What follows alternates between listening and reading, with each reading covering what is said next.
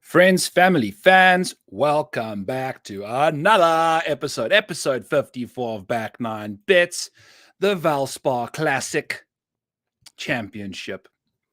We've got DFS, we've got bets, we've got the Bob Ross wig on. It is the Valspar. There's paint. Anytime there's paint, you got to throw the Bobby Ross wig on. It's just how it goes. Back Nine Bets, episode 54. We had a good week last week, all things considered. We actually made money in the placement market. We had 3 out of 5 bets cash for T40s. Tom Kim finished T51. We would have thought he was a guaranteed T40 bet after he makes the cut. Nope, T51. If he finishes inside the top 40, we have ourselves a week. Go 4 for 1 in the placement market. So the model's starting to kick out some results. We're starting to feel a little better about ourselves. Still only been 15 weeks since we've cashed a winner, but thank God I'm exuberant and persevering, because by now I would wish I was not betting outrights anymore. But it is what it is, right? So you got to roll with the punches. All it takes is to hit 2 winners in a row, and we're back to breaking even again. So just need 3 winners in a row to get out of the hole that we've buried ourselves in for 2023. We're still up betting all time, though. So that is what's important. You got to remember, the good comes with the bad. Got some Kerr's lights going on. The mountains are melting here in Iowa. It's a nice, beautiful 40 degrees outside, and there was snow in lots of places, and now there's not. So you don't want to hear the weather. You want to hear why we are betting, who we are betting. Episode 54, happy accidents. Yes, we're going to make some happy accidents happen this week. And one of the golfers we are betting on is a happy accident freak. So he's going to be making happy accidents all 4 rounds on the way to victory. So hopefully that's what happens. Key stats this week. What on earth are we looking for from golfers at Innisbrook, Copperhead Golf Course? This is what the situation is. Off the tee, 5% less than tour average. Distance and accuracy, not important as much as a tour average stop. The accuracy of the tee is nullified slightly because there's water everywhere. But remember, these guys are going to be hitting 3 irons, 7 woods, hyper accurate clubs compared to a driver on these holes. There's force layups all over this golf course. The majority of the water on this golf course is off the tee. I went and did a quick look at the flyover. Around the greens is just bunkers and rough. So no water around the greens, which is another reason we like our guy this week. So accuracy of the tee, distance of the tee, none of that really matters that much. We want golfers who will succeed on off the tee courses less than 7,200 yards. There's 4 par 5s on this course, which we'll also get into, but we want guys that succeed there. Over the last little while, approach play at this venue hasn't been king. You know, it's not necessarily one of the courses that really predicts success off approach. It's 2% less than tour average, but around the greens and putting, very important this week. We tend to see a green regulation rate that sits around 60% on average. The last 2 years, the guys have eclipsed 80% that have played well here in green regulation rates. In 2019, though, prior to COVID, only a few guys managed to just get over 70%. So I think the rough's up this week. We're going to see some green regulation rates go down. The wind's going to be blowing. The rough's going to be up. Scrambling's going to be important. Around the green play and putting, you got to make those par putts, and you got to hit them, make those par putts as short as possible if you can from around the green. So that's what we're looking at from a statistical perspective, from the core key stats. Then from a proximity direction, as always, from 125 to 200 is a very organic and template type vibe this week. That was a struggle. Holy shit. From 125 to 175, we actually 2% less than tour average, sitting at 15 and 18% a pop. And then we jump up 3% more than tour average here from 175 to 200. So those are the ones that we want to be looking at, that range. And then 250 plus yards is 15.6%, which is 5% more than tour average. So that's going to be mainly because of the 4 par 5s requiring those longer shots in, and a few others most likely. So 5% is quite a lot. So those are important stats. As always, this show is brought to you by rotoballer.com. Go check out all the Rotoballer stuff that we've got out there. We are starting to cook. Me and Spencer's models are starting to fire up now that we've got all this data going, and it's a sexy place to be. Joe Nicely just took down $30,000 in DFS 2 weeks ago. Your boy just finished second 2 weeks ago. So we've got all the DFS needs. We've got all your betting needs. We've got all the tools, DFS optimizers. I use the DFS optimizer myself to get that Kurt Kitayama lineup in second place 2 weeks ago. So there's a lot that we like about rotoballer.com. If you want, go grab yourself a weekly subscription. Nice and affordable. See what you like. Use code Maniac, 10% off, or grab a solid discount there and use the year-long subscription, 10% off, folks. Code Maniac. It's what you want to do. So that's what's cooking over at rotoballer.com. Please come join the team. It really helps support us do the things we do over there. And we have a Discord that we can chat to each other in, and it's a fun time. We've had some guys doing some good stuff in the DFS world there on the Discord side of things. That being said, this week, we're going to 2023 stats for 40%, 2022 stats for 60%. Course history is kind of predictive here, so that's 10%. Official World Golf ranking for 10%. And then just recent performance in 2023 for 10%. Then the remaining 70% of stats will be allotted in this proportion. Strokes gained approach baseline, 13%, 6% for 2023 to total at 37% total approach, which includes the proximity numbers that we just went through earlier in the show. Putting is going to be important. So 5% strokes gained putting baseline, 5% from 5 to 15 feet. And then we want 4% from the last 24 rounds. We want guys that are putting well right now. That's one of our outrights is going to be putting very well. He's actually the second best putter on tour right now. 15% from around the green, 5% from around the green the last 24 rounds. Bogey avoidance up to 12%, birdie percentage only 3%, nothing too crazy. Par 5 scoring actually needs to be higher than that. So I'm going to actually change this a little bit. I'm not entirely sure why I don't have this in there. We want par 5 scoring at a casual like 7%. It's 5 par 5s. I'm not entirely sure why I haven't got that in there. So now we're fixing the model. The Maniac's doing his thing. We are rocking and rolling. As you can see, total driving is only 10%, and we want that 4% to come in from the specific off the tee stuff, which is less than 7,200 yards on any past course. Woo! 7.5 minutes in, and now we finally get to what you guys really came here for, and that is the goddamn model. Justin Thomas sits atop of the model here at 27% owned, $10,900. His odds to finish inside the top 20 are -140, and none of that seems to appeal to me. None of that. His ownership, his price, his recent performance is the last 24 rounds. It's second in the field. Yeah, it's good stuff. I don't know. I think I'm going to pick Jesus. I don't think I'm going to go with JT. I think I'm going to go with somebody else in the 10K range, particularly somebody that we might be placing an outright on. So I'm not necessarily the biggest fan of JT. His numbers are pretty solid in this field. But if you look at what he's been doing up against the big dogs elsewhere, his game just looks lost. He's just not there. And now he's going to be playing in a weaker field event. I feel like if you're not playing your best golf and you're playing in a weaker field event, your mindset might necessarily be like, I don't really know what I'm going at here, but I just don't trust JT this week. There's someone else. He's going to be the highest owned golfer in the field. I'm going to go somewhere else. That's pretty much the simple situation here. These are all baseline stats. His birdie percentage is first in the field. His par 5 scoring is first in the field. The bogey avoidance is 41st. So he hits his ball into the water a lot. He's been struggling lately. Just anything random happens to him. So he has this one blow-up round, an event that pretty much takes him out of contention to win.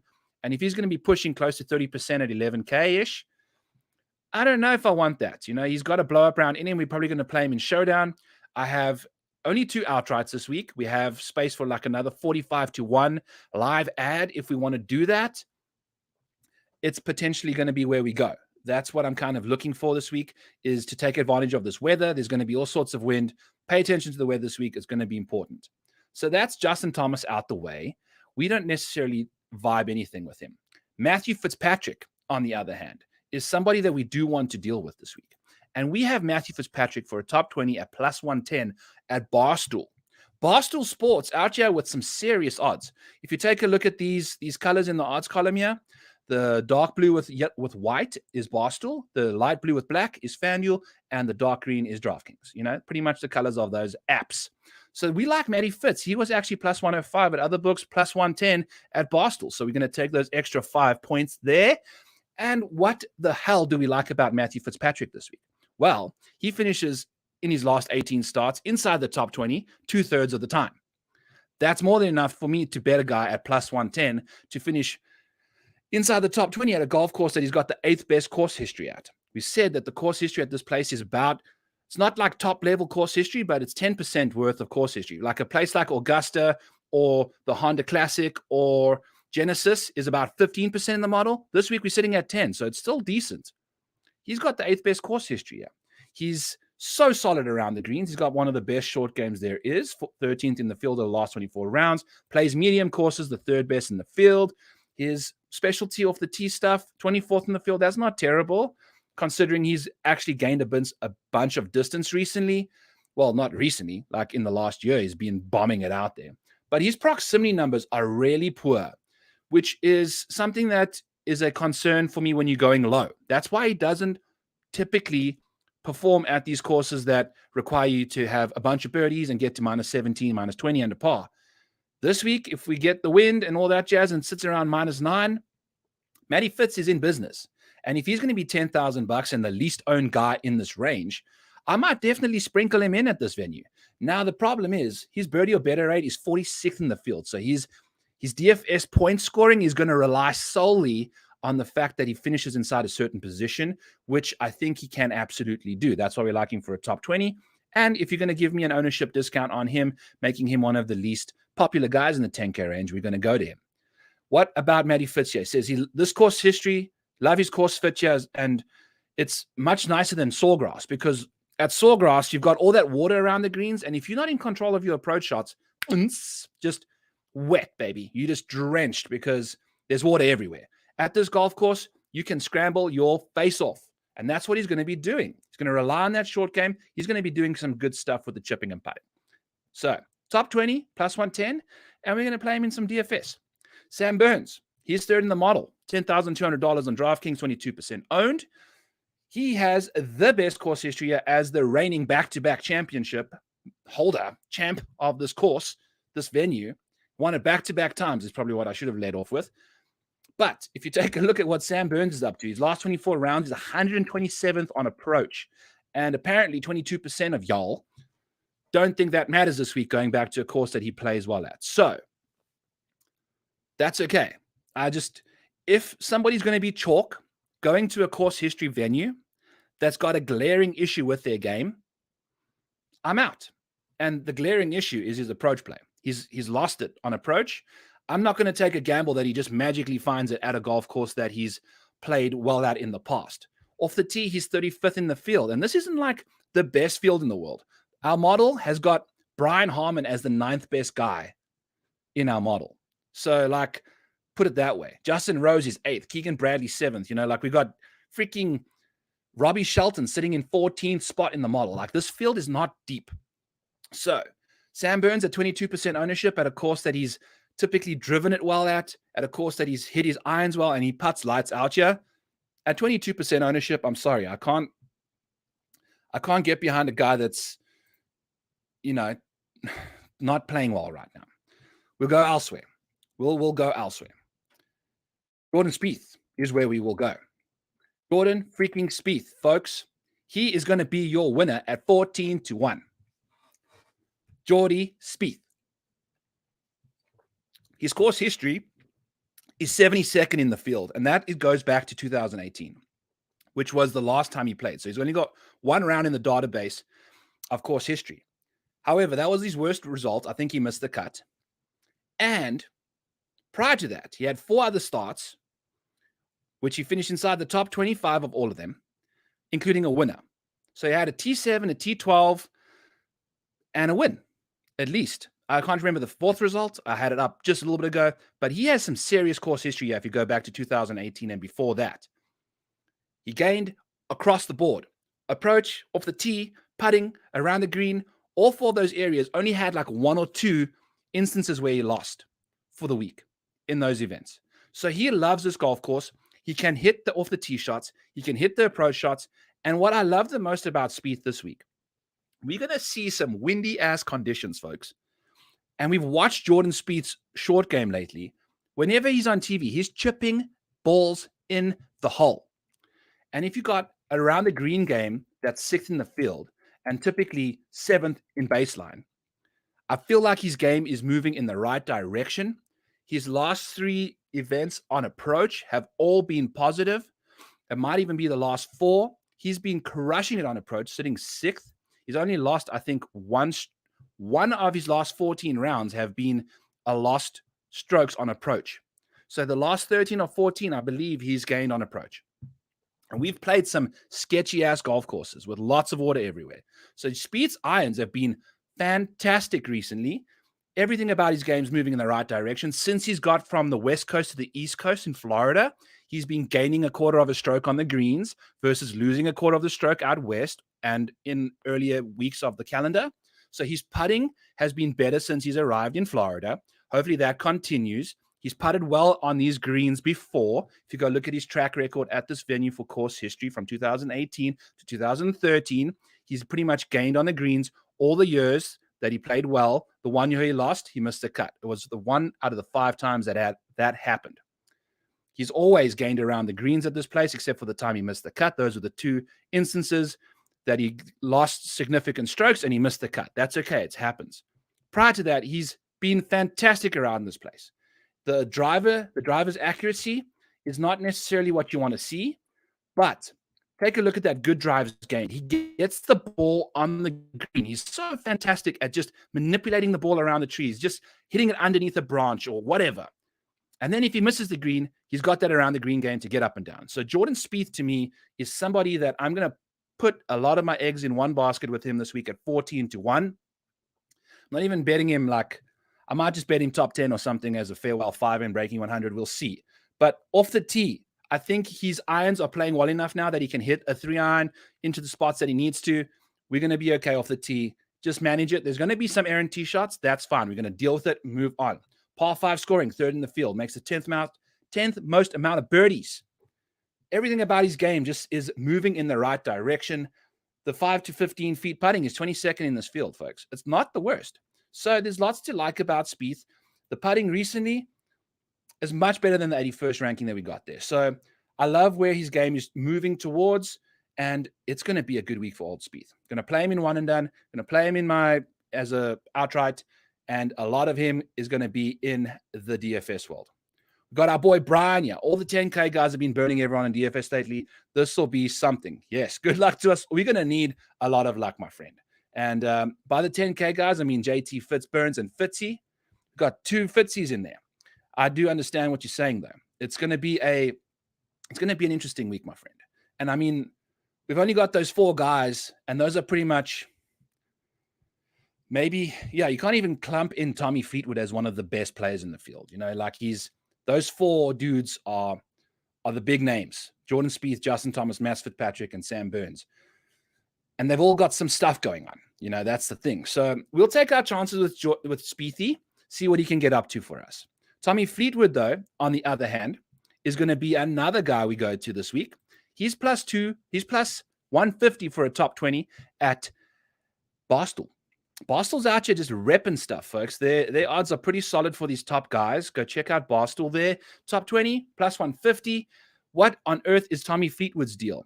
We like some Tommy Fleetwood because he had a T20 here last year and has 2 top 30s in his last 4 starts in his last 4 starts since joining the United States soil side of things. The top 20 rate of 43% isn't necessarily the best thing in the world, but this field is much watered down than he typically plays in. He's been playing in all these elevated events, and that's what you're going to get from these guys. We're going to see a lot of guys going from these elevated events and moving into a field like this where the whole vibe's going to be different. We've only got a few, probably like 10 to 15 guys maybe from an elevated event that they played at Sawgrass last week, and now maybe a bit more, but you get what I'm saying. The rest of the competition in this field is not nearly going to be as difficult as what they've been facing. So feel free to dive into a few guys that you like. And Tommy Fleetwood's course history here is pretty solid. It's actually pretty solid in 14th, and he's going to be $9,800. 18% owned. I mean, this ownership, you can just tell exactly. Like up until Justin Rose is everyone's clicking these names, all above $9,200. So it's making a lot of sense that everyone's going to be going to the top here. So we're going to play some Tommy Fleetwood at plus 150. Love what he's up to. Love the course history. Love his around the green plays. Also fantastic around the greens. The putt is bouncing back and forth, not nearly consistent enough for my liking. But the approach play has been pretty solid from Tommy as well. 20th in the field, not terrible for a guy that's been struggling and having come through all those Florida courses. We'll see what he can get up to. I like what he gets up to on these medium golf courses. And like I said, the around the green play is just so solid. And then 13th in the field in par 5 scoring. So Tommy Fleetwood for a top 20. We'll monitor the ownership. If he's going to be one of the lowest guys out of all these two, we'll play him for sure. Like Tommy Fleetwood here, like what he can get up to. The birdie or better percentage is a little iffy, him and Fitzy, not necessarily out there making the world of birdies, but we go into a difficult golf course that I think the placing position points are going to be at a premium versus at a birdie fest. So that's what's cooking with Tommy. Adam Hadwin. We've got Adam Hadwin at Barstool Sports for plus 150 top 20. Love what's cooking out here with Hadwin. His recent performances have been pretty nice. His last little few starts going backwards, I think, is T18, T44, T10, 66th, miscut T13. So there's a lot to like about that track record. We got some serious results in there. About half of them are top 20s in elevated events. He's been playing in all these tough golf courses, been playing at the Genesis, been playing at the Waste Management, played last week at the Players, so he's at the Arnold Palmer Invitational, all of those courses with the top dogs, and he's like finishing inside the top 20 in half of them. Now we're going to get plus 150 odds at a golf course that he's got the third best course history at. Hello, let's go. Plus 150 top 20, Adam Hadwin. Let's rock and roll. 7th best recent form coming into the week of the last 24 rounds. Plays medium golf courses pretty solidly. The driving distance is a bit of an issue for him. Guess what? We're going to a course where he's going to just be tinkling driver into the middle of the fairway all the time. His accuracy is 22nd and good drives are 23rd. Other way around, sorry, missed those about. The approach play baseline is pretty solid. The weighted approach number is not the best, but that's okay. Like the rest of his game is so solidly rounded that we're good to go. Around the green, 17th, 5 to 15 feet putting, 16th, like everything. Bogey avoidance, 9th. That's what we're looking for here. Bogey avoidance is pretty solid for a top 20 play. I love that. We'll see what happens. He's looking very popular. $9,200, I can understand. So check out some Adam Hadwin if you feel like it. I'm not necessarily sure where we want to go, but he's had a T7 and a T12 and a win here. So 3 of his last 5 starts at Innisbrook have been fantastic, and his last 4 events have been elevated. So you got to understand that the guy's been playing some solid golf, and that T20 seems very juicy.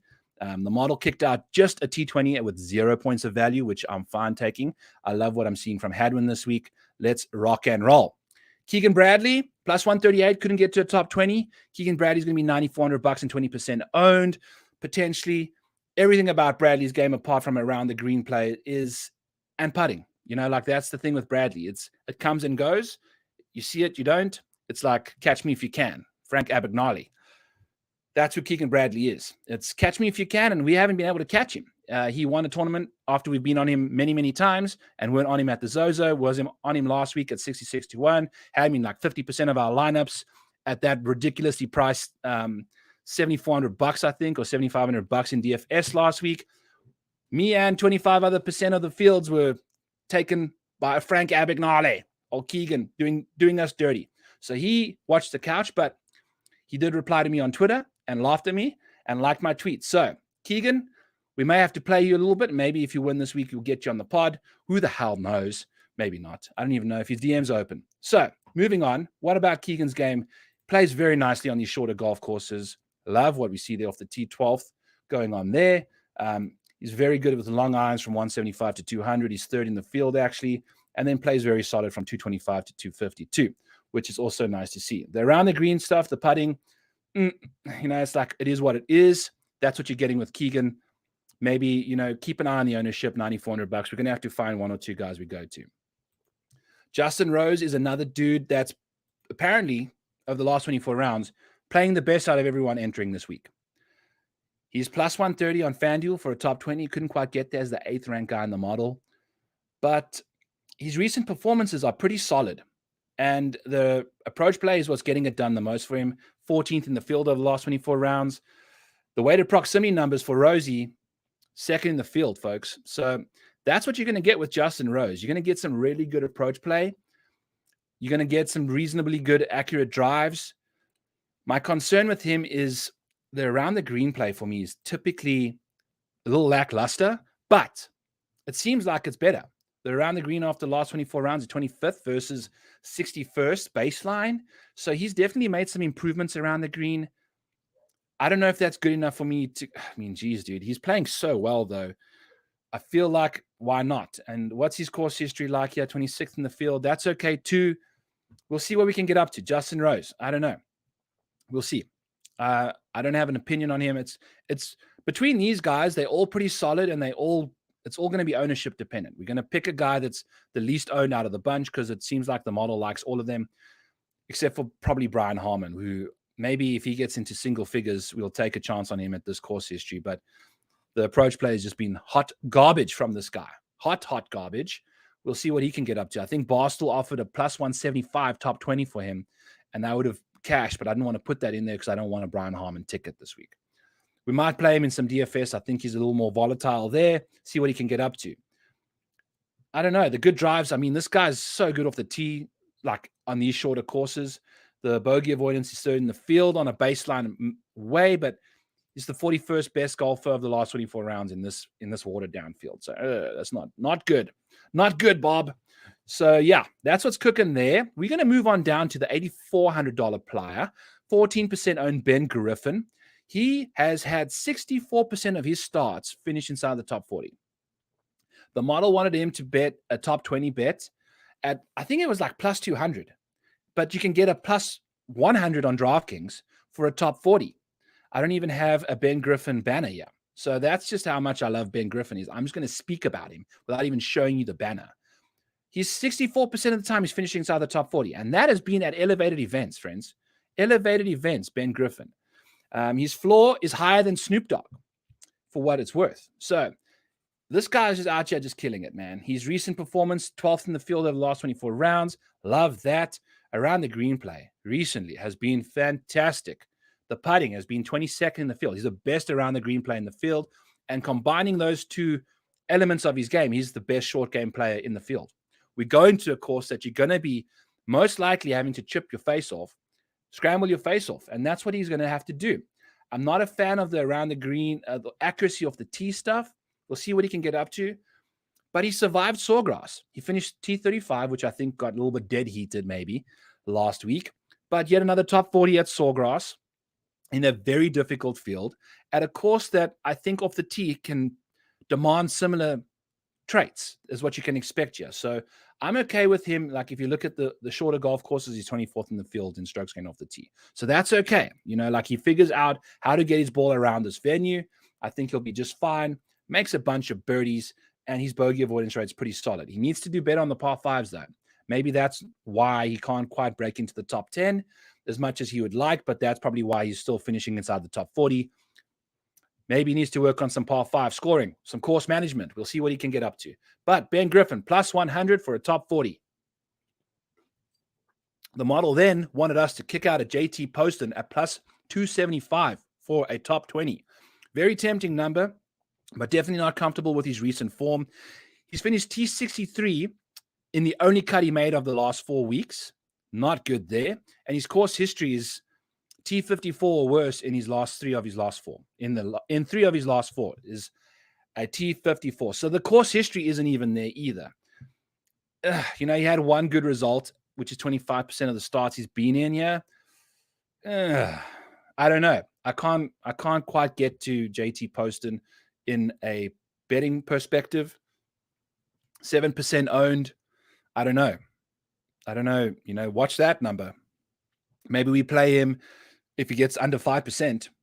That seems fair. You know, like why not? He's got upside, but he just recently hasn't been doing so hot. So whatever the putter and the around the green stuff, which is important here, got to be having a good short game to play good golf at Innisbrook Copperhead, and he ain't doing it. And his medium golf course scoring is also crap, 70th in the field. No good there. But 7th in the field in par 5 scoring. Hello, JT Poston. So if that gets monitor the ownership on JT, I think definitely like 5-ish%. Can get to the guy. He's got winning equity, you know. Don't typically say that too much on this pod, but he's got some stuff, especially in a field like this. So we'll see what he can get up to. Denny McCarthy couldn't kick out a top 20 at all for us. The model's not a big fan of the guy. He has been playing better, though. 10th in the field in recent form. Love to see that. Medium golf courses, 14th. Putts, lights out. So he's got the around the green short game that we're looking for. The bogey avoidance is 6th in the field. 12% Denny McCarthy. Yeah, why the heck not? You know, if he's going to be 12% and $9,300, he's one of the least owned dudes in this field. The course history for Denny McCarthy is 11th. So that's nice. What am I missing here? You know, the approach play is not necessarily the best in the world. Also, that when it comes to approach play, and these guys have just come from these Florida courses, 2 or 3 bad shots can result in you losing like 6 strokes on approach because you've hit that shot and then you have to drop your ball, which can ultimately result in like, that's 2 shots, basically. You've wasted 2 shots. So that's the problem. If you got to remember that after these Florida tracks with all this water, the approach metrics and off the tee stuff can be bizarrely misleading. Go check out a round by round stats so that you can figure out maybe your guy's got really crappy approach play. If he's got great approach play, then great. But also don't be like off of him because he's got bad approach play, because 1 or 2 bad shots at 17, like that is such a lottery. If you hit like Max Homa, he's one of the best iron players in the world, drilled it over the green because the wind switched on him, apparently. I'm going to just say that because, you know, Max Homa. But Denny McCarthy, one of the best short games in the field, plays medium golf courses nicely, solid off the tee-ish on these shorter courses. Let's see what he can get up to. Definitely going to be playing some of him. And Maverick McNeely. What is Maverick McNeely's deal? He's the best putter in the field. He's got the second best short game because he is, since the season has begun in 2023, the calendar year, he sits in first place in strokes gained putting. And it's by quite a margin. I think it's 0.48 or 43, point something 4, 1.4 strokes gained putting this year, 2023. So there's a guy that's in this field that's second in putting behind him on tour. That is one of our outrights. So we're going to get to him shortly, but Maverick McNeely at $8,700, 7% owned. He's just come back from an injury. So the thing is, he's had a shoulder injury. He withdrew from the Waste Managed Phoenix Open after putting his ball into the water and then withdrew. So that was a bit of a confidence injury. I think he's back now, healthy. The ball striking has obviously been very lacking. If he can get that together, we'll see what he can get up to. He plays nicely on these specialized off the tee numbers, under 7,200 yards, 24th in the field. So maybe a shorter golf course like this, he can play some good golf at. And the putting, man, is so good. The 11th in the field birdie rate. Yes, let's go. Bogey avoidance, 19th, and par 5 scoring, 17th. So we're going to get a guy that's top 20 in all 3 of those departments. That's 7% ownership and $8,700. Discount value. Boom, boom. Birdie making machine. You know, like that's what we love to see. The distance for him, he's got some distance. So he's going to be hitting 3 irons and stuff, hopefully, to lay up on these shots and see what he can get up to. I love Maverick McNeely's upside.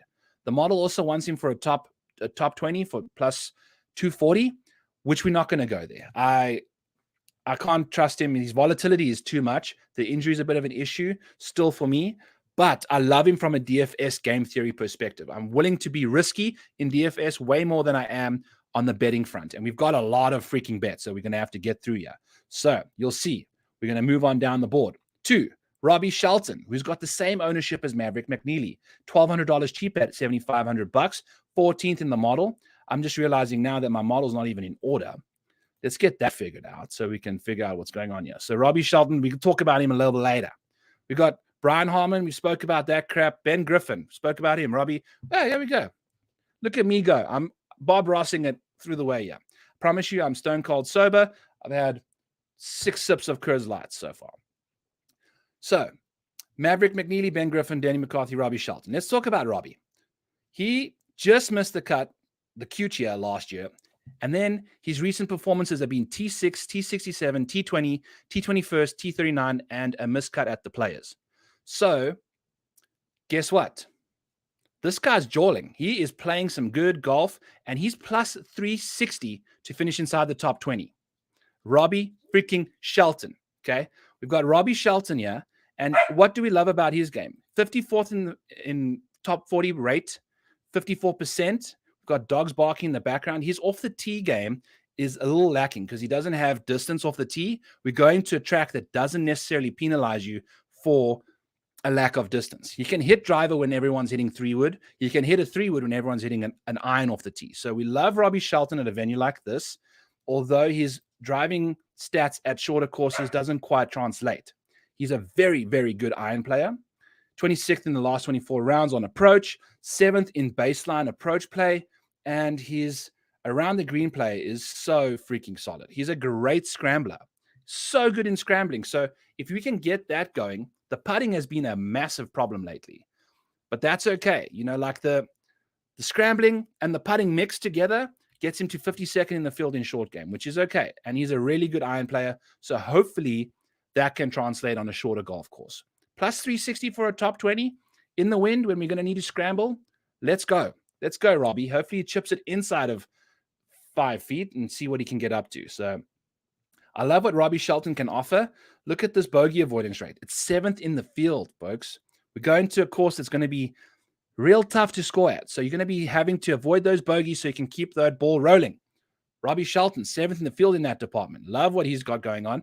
And we forgot to even put this thing up. Plus 360, Robbie Shelton, T20. So that's what's cooking with Robbie Shelton. We're going to scoot on down to Steven Yeager, who's 15th in the model. Couldn't quite get a top 20 bet on him. 29 starts, and he's finished T20 in 14% of them. So it's one of the worst T20 rates of the model so far. And the course history for Steven Yeager is 100th. Not good at this course. So 78%, $7,800, 10% people on him this week. I'm not entirely sure. You know, the recent performance of 28 is not bad. Love what you're seeing there. Steven Yeager's on medium golf courses, though. 99th on courses that the top 5 guys have scored but over 10 under par. So 11, 12, 13 kind of thing. He's not good on those courses. And this course is going to be right in that range, most likely. The rough is up. There's going to be wind. I don't know about Steven Yeager. If you take a look at what he gets up to, par 5 scoring, 24th in the field. That's about his best scoring trait. And he's pretty solid around the greens, which makes it weird that he doesn't play well on these tough golf courses. So I'm not entirely sure what he gets up to. I think it's just the driver. It just gets out of control. So we'll see. It seems like it's been better. I'm out on Steven Yeager at 10% ownership. Joel Damon, though, on the other hand, is somebody that we like. We also missed his banner. It's okay. Joel Damon, he's going to be plus 130 on DraftKings for a top 20. Joel freaking Damon, folks. He is a ball striking beast. If you take a look at what he's been up to, ball striking the last little while, we've just come through some Florida tracks at all elevated events. So he's been doing some stuff. T40s in both his starts here. Bang. Plus 130 for a T40. Let's go. So he's at 100% T40 rate in his 2 starts, which is fine. Love that. He's been making cuts, but no T40s in 2023. So he had a baby, but he's been making these cuts and just not finishing out. All of the events that he's played in have been mostly elevated events. So if you take out all those thoroughbreds, he would have been finishing in the top 40 most likely. So he likes this golf course. Plus 130 is pretty solid. FanDuel had him at plus 100. I don't think it would have got there. It would have got there by 1 point if it's plus 100. So plus 130 is a real nice number. He's finishes top 40 in 56% of his starts over the last 25 events. So that's nice. And we know he's been playing in some big boy events. So if he goes to a crappier event like this that requires accuracy off the tee and good drives gained, he's 6th in that department in both aspects. He's specialized off the tee on shorter golf courses, 6th in the field. Par 5 scoring, 23rd. Bogey or better, bogey avoidance, 33rd. Birdie better, 35th. So he's top 40 in all those. So he's got a lot of things that are top 40. And the accuracy of the tee is what we love the most from Joel. The approach play, 62nd. Florida, water. It's probably impacted there a little bit. So we're okay with Joel going into a top 40 at plus 130. Might leave him alone and go to Nick Taylor instead in DFS at $7,600, 7% ownership. We've got a top 40 for Nick Taylor at plus 130 as well on DraftKings. So he is a guy that I really enjoy supporting at the moment. He's got the short game needed for Innisbrook. That's what you want here.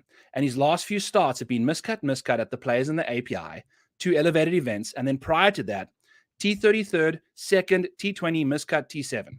So in non-elevated events, at courses that don't have a lot of water around the greens, this guy's just, his worst start was a miscut, and then he's had multiple top tens.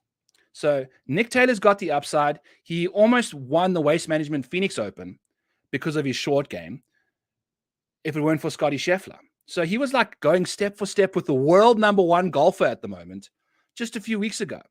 So this guy's got it. He's putting, his short game is fantastic. 7th in the field short game, 33rd in medium golf course scoring. And this is like baseline stuff. His recent performances have been much better. Nick Taylor, dude, I had a lot of him in DFS last week, and then that ball landed up in the wood off one of the greens. It didn't even go in the water. It went into the wooden panel. Just brutal stuff. They showed it over and over again. And every time that happened, I just saw like 40% exposure on Nick Taylor just get ruined. So it is what it is. You know, life goes on. The around the green play for him is so solid. We love what he's been up to lately. The course history is hot garbage.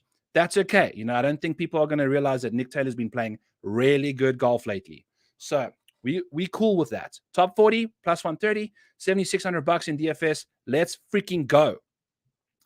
Davis Riley sitting at $9,000, 14% owned. Played year once, got the 5th best course history, finishing 2nd. So course history rankings work in a way that because he finished 2nd, you should have the 2nd best course history, yeah, right? But I think it's at least 12 rounds, that if you only have 4, it takes 4, and then it makes it like, it takes that strokes gain and divides it by 3, because it's 4 of 12. So that's how you get that rating. If you got more than 12, then you've got a solid course history track record. That's what we like to see from a guy. Only 1 round T2nd, fantastic stuff. Remember that. But it's not going to mean that he's going to play well here again. So that's what's cooking with Davis Riley. 9K, 14% owned. Recently changed his caddy, which is something you always love to see, especially when the guy's been playing better golf. Now, Davis Riley, from a win equity aspect, I don't know, man. He seems to just eject himself anytime he gets close to the lead. Round 3 at the Arnold Palmer Invitational, he was sitting right at the top of the leaderboard going into round 3, 77. Next day, round 4, Showdown King. The guy rocked it, just raced up the leaderboard to T8 or something. So Davis Riley is a talented golfer that is just allergic to the lead. That's his problem. The ball striking is 27th in the field. If you take 1 round out of every tournament out of there, he's probably top 5 ball striker. Same with the putting and all that jazz. So I'm not entirely sure I trust his short game right now either. It's 105th in the field. It's going to be windy. You're going to have to get up and down here. I think everyone's going off that T2nd that they saw last year. He's kind of not the same golfer, although the caddy change is making it interesting. If he had the same caddy going into this week, he was a definite fade. But even at 14% owned, I'm out on him. I don't know. We're going to have to take our chances elsewhere. I'm out on Davis Riley. Matthew Neesmith. This is an interesting dude. So if you go and look at Matthew Neesmith's data golf profile, you will notice that over the last while this year, in an era that everybody's driving distance is increasing, Matthew Neesmith has lost distance to the field. Maybe he stayed the same and everyone's got better, or maybe he's injured. If you take a look at what he's been up to off the tee, 124th in the field. He used to be one of the most accurate drivers of the golf ball. He's and he still kind of is, but the distance was also always there he was average distance. Now he's losing like 3.5 yards to the field. I don't know. At this course, I'm not that concerned about that, but the underlying fact that he's losing distance might mean that this guy's like playing with an injury and he hasn't been playing well. And he's got great course history here. So I think a lot of people are going to be going to him. The model suggested a plus 150 for a top 40, which seems really fair. But like I said, it's betting, and I'm very, very reserved and passive when it comes to betting, although we've got 12 freaking placement bets. I don't like what I'm seeing from that driving distance thing. That's a problem. He could be very much injured. Driving distance has gone backwards in 2023. Why? Like, why? So we're going to leave him alone. 8% at $7,200. Leave him the hell alone. This guy could literally be playing with an injury. So we'll go to like a Mark Hubbard, who has got also very similar situation. The course history is hot garbage here for the Hub Daddy, but recent form, 69th. There we go. Nice there from old Mark Hubbard. 2% owned, $7,100. Has made his last 2 cuts, and he is 100 plus 160 to finish inside the top 40. He missed the cut on the number year in 2021, and his last 5 starts have been T35, T42, miscut, T20. So he's got pretty much 3 top 42s in the last 60% of his starts. Love that. And 2 of them were in elevated events. So it seems like his game's starting to come around a little bit. We know what his baseline is. This guy was leading the Sanderson Farms a while ago. So, yeah, plays medium golf course as well. I don't know about this course history. That's kind of rough. Look at this weighted approach. Like, his irons are so suited for this golf course. He's pretty damn good on approach, and his bogey avoidance is 5th in the field. So Mark Hubbard is just out here just grinding away. So if he can revert back to his baseline at $7,100, 2% owned, let's freaking go. Eric Cole, 21st in the field for my model ranking. His recent form, T27, miscut, 2nd, 15th, miscut, 36th, 61st.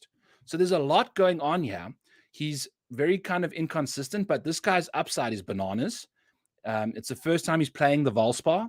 He's sitting at a 46% T40 rate. So for someone that's played 13 events, he's about doing a top 40 in 50% of them. And we're going to get a plus 175 in a watered down event.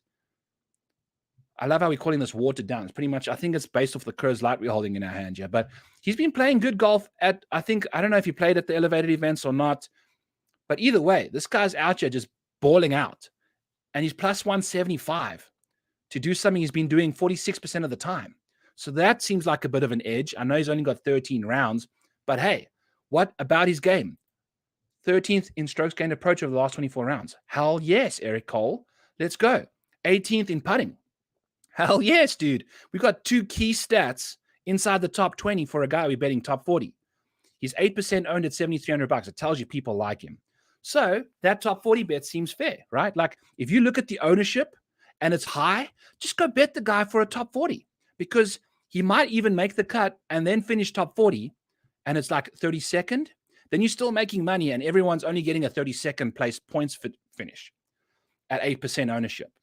Whereas like a Mark Hubbard is 2%. Then you go do both, you know? So that's what I love about betting versus DFS. That's how a way you can like make yourself feel good about avoiding the chalk, kind of hedge yourself out of that. So that's what we like about Eric Cole. What else is about his game? Like, the accuracy off the tee is a big problem. Big issues there. But his short game's super solid and somehow still makes the 10th least amount of bogeys in this field. Dominates the par 5s as the 9th best scorer on par 5. So Eric Cole at plus 175 for a top 40. Let's freaking go. We'll probably leave him alone in DFS at 8% ownership. I'm not sure we're going to get there. There's others that we might go to. So that's pretty steep ownership there.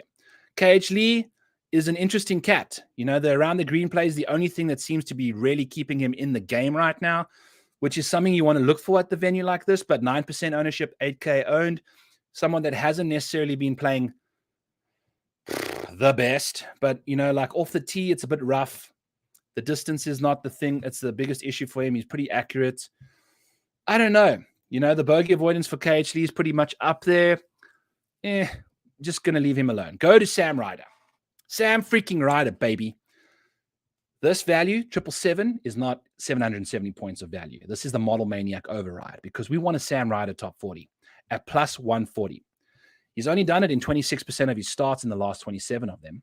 But if you take a look at what Sam Ryder has got up to recently, his last 5 starts on tour, which include multiple elevated events, almost all of them, T44, miscut, T20, T20, T4.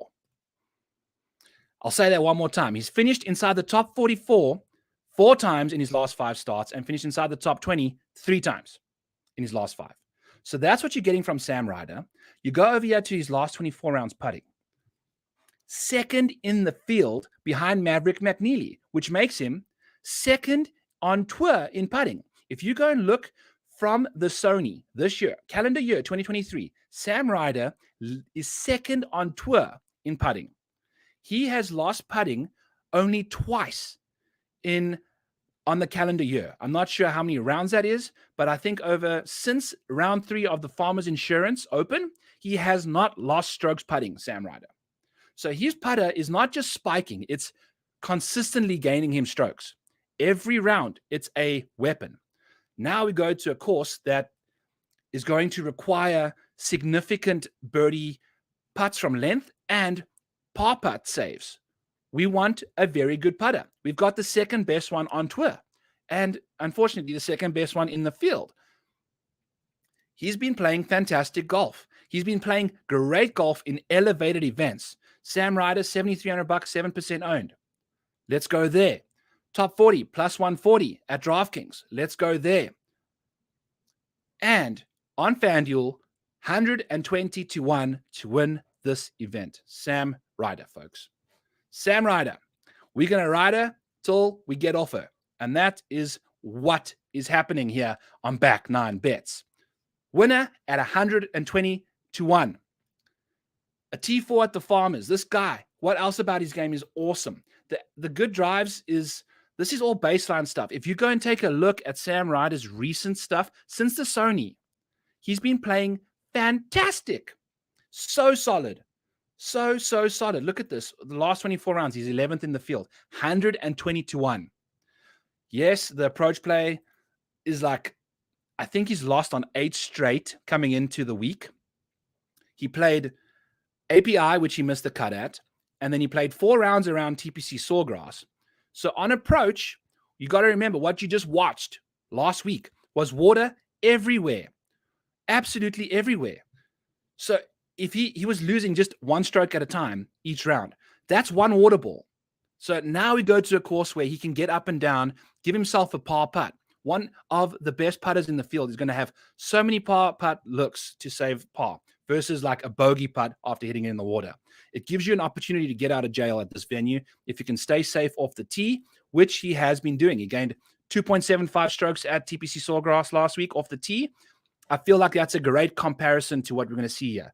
Water and stuff that is in play off the tee, but you can club down to avoid it. If you hit a good solid 3-iron, if you get a good solid 7-wood, you are in play, folks. This is what we love about freaking Sam Ryder. 121 to win, plus 140 for a top 40. He has done it in his last 5. He would have finished top 40 3 of the times, and then he finished T44 in the 4th one. These are all basically elevated events. So, Sam Ryder, he's a class act. His game has changed. I am in Rainmakers now. Go check out Rainmakers. Rainmakers is going to be some fun stuff. It's like a stock market NFT thing. You buy these cards at a certain price. I bought Sam Ryder $3.65 for this week. His price is up to $4.50 now. So it's so fun to see how these guys, you can sell that card back at market value. So you can make like $1 just off of purchasing a card for a guy that you think is going to have a good season. Hold on to him for a few weeks. If you want to keep playing him, you can get DFS points that you can put him in your lineup. That's my little quick Rainmakers plug. Go check that stuff out. I'm going to start putting out some content about Rainmakers soon too. Johnny Vegas, we'll see. I've got to get through these guys. We've got so many freaking bets that we have to talk about. I'll be doing my Bet Spurts podcast tomorrow, which will be doing a lot more DFS stuff. So check that out. Also, go check out yesterday's podcast that I did with Ian McNeil. We talk about everyone pretty much through the board for outrights. So that's going on there. I'm going to get to Martin Laird here real quick. Wyndham Clark, actually. Let's just go to him. 17% of the people are on Wyndham Clark at $8,800, minus 150 for a top 40. So this guy's out here playing some solid golf. He's got the 5th best recent form, and his approach play over the last 24 rounds is 3rd in the field. That is some sexy looking stuff there. So everything about his game seems to be trending in the right direction. The putter has been a big liability for the dude. And now we're going to be going to a course that requires a reasonable amount of bogey avoidance. He's 48th in the field in bogey avoidance. So now, I don't know if it's like dome golf where Wyndham Clark can ball strike this place to death. Maybe I'll be part of the 17% owned people there. But the putter, it's still a concern for me. And I know it's one of the most volatile stats, so that can pop at any minute. But if you look at his recent putting, it just hasn't. It's just like slightly above average all the time. So I'm not sure I'm all about Wyndham Clark at a golf course where, you know, off the tee, On the specialized stuff, he's 116th in the field, so he's not necessarily the best off the tee, but also his iron play is pretty solid. This is pretty much the same argument we made about Spieth, so we got to give him that. But I don't know. There's a lot still to be desired about him. He is picking up some steam. He is playing some better golf. I'm out. I'm out on him. You know, I don't know. He's just too popular, and I think, you know, there's enough space on this golf course for things to go wrong. So that's what's cooking there. Martin Laird is the 30th ranked golfer in the model. He's going to be $7,100 and 1% owned. Missed cut in 4 straight Valspars, and he's had 1 top 40 in his last 6 starts. Pass. So I don't know what the model necessarily likes about him that much. I think it's his accuracy off the tee. His weighted approach play is pretty solid baseline-wise, but his recent performances have just been hot garbage. Absolutely hot garbage. He's missed so many cuts coming in here, and his course history is 104th in the field. Hot garbage, Martin Laird. Don't want any of that. Russell Knox, another Scotsman. These two Scotsmen sitting right close to each other, they're pretty much spitting images. No T40s this year in 7 starts for Russell Knox. And this is a guy that's T40'd in 42% of his 26 starts. So imagine what that number was like. He was a top 40 king. And now all of a sudden he can't do diddly's freaking squat. No top 40s in 7 starts. What? Putter has gained strokes in 2 of 16 rounds. What? It's broken. The putter is broken, folks. So he's got a decent course history at T25 in 3 of his last 5 starts, but plus 190 for a guy that's playing this badly right now. We're out on Russell Knox. Can't do it. Sorry. Gary Woodland, also another guy. Look at this. The ball striking, if the wind blows, he goes from playing dome golf and hitting the balls to the walls and then putting and around the green, all recently above 103rd in the field. So it's up to you. It's really up to you. He's won here before, but also got a course history of 75th. So, you know, you got to bear that in mind. He's off the tee prowess comes from distance. I think we're out on Gary Woodland at $8,600. Can't quite go there. The around the green play is bad. Very, very bad. Let's keep scooting down the board here. We've got a few other guys. Got some Ben Taylor at plus 188 for a top 40. I'm not entirely sure why that isn't showing correctly, but we've got a Ben Taylor ticket for a top 40 there, folks. He's going to finish out the top 40 here. Why? Because this guy's one of the best short game specialists on the field. He is extremely capable of getting up and down from pretty much anywhere, as you can see by his 3rd best strokes gained short game over the last 24 rounds. He plays medium golf courses, the 32nd best guy on the field here, and he's okay when it comes to approach. His biggest issue is off the tee, and it's mainly due to his inaccuracies. He's got reasonable distance. So everything about his game is pretty bad from a ball striking perspective to average on approach, but short game, around the green, 32nd of the last 24 rounds. Putting, 3rd in the field. 3rd in the field. Like, he's so freaking good on putting. It's not even funny. From 5 to 15 feet, he's 3rd. Bogey avoidance, 13th. So Ben Taylor is a bit of a maniac override, I guess. We'll have to put that 777s in there. Look at this top 40 rate. In 13 starts, 54% of his finishes have been top 40. So let's go Ben Taylor. Love what we can get from this guy. Love where that is going.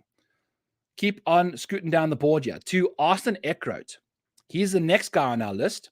Plus 335 for a top 40. Austin Eckroat. Okay. Oof. The top 40 rates for him is 17th in the field, but this is a model play. So the model likes him for this golf course. He doesn't have a course history here.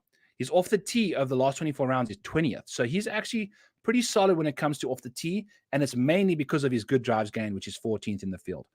He's specialized. That's Austin Eckroat. Yeah. Specialized off the tee, 7,200 yard or shorter golf courses. He gains the 3rd most amount of strokes off the tee in this field. So that's what you like to see. And then his baseline approach play is pretty freaking solid. Recently, the approach play has been broken. 116th over the last 24 rounds.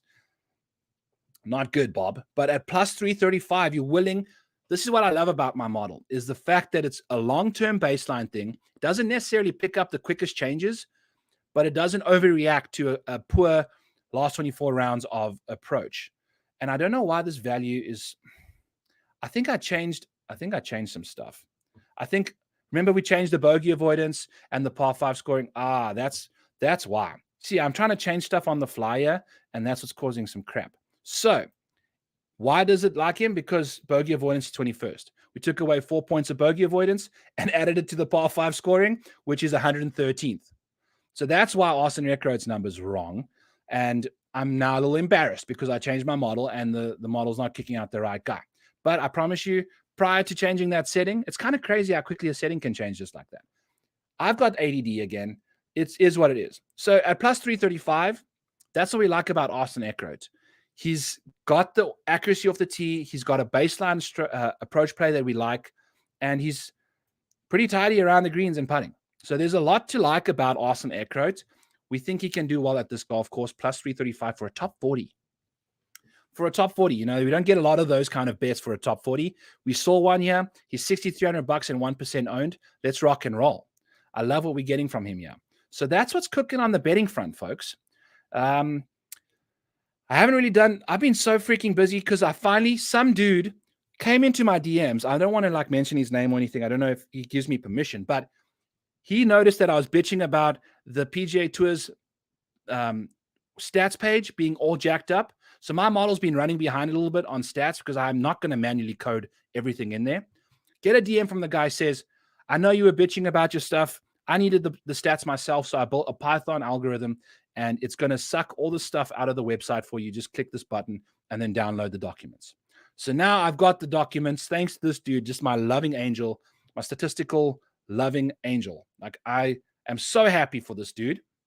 He came in so freaking clutch. So now I've been updating my model with all these different things and figuring out how to fix it. So now we're up to speed. It's been a freaking, what is this thing? It's been a freaking year, folks. We've had this model thing. We've had Scotty Scheffler and Jon Rahm have won 5 out of the 7 events they've played in. What is going on with that? So if you haven't had Scotty Scheffler or Jon Rahm, you've been out 5 out of the 7 times that event's been bet. We had a Max Homa finish second to Rahm. So that's what's cooking. It's Back 9 Bets, episode 54. Happy accidents. Speed's going to be making those happy accidents, folks. And we got the second best putter at 120 to 1. Let's go. And then we got 1 million bets. Got top 40 bets through the roof, and we got 4 top 20 bets. So that's what's cooking. That is what's cooking here on Back 9 Bets. Thank y'all for tuning in, as always. It's been a roller coaster. It really, really has been. But it's the Valspar this week. Then we got Match Play, Valero, freaking Masters, folks. So we are winding up. Not winding down. We're winding up. And it's going to be a fun week. Let's have some fun. Let's win some bets. And catch us on the BetSpurt show there tomorrow. And go check out rotoballer.com, obviously, all the time. So, Linda Q out.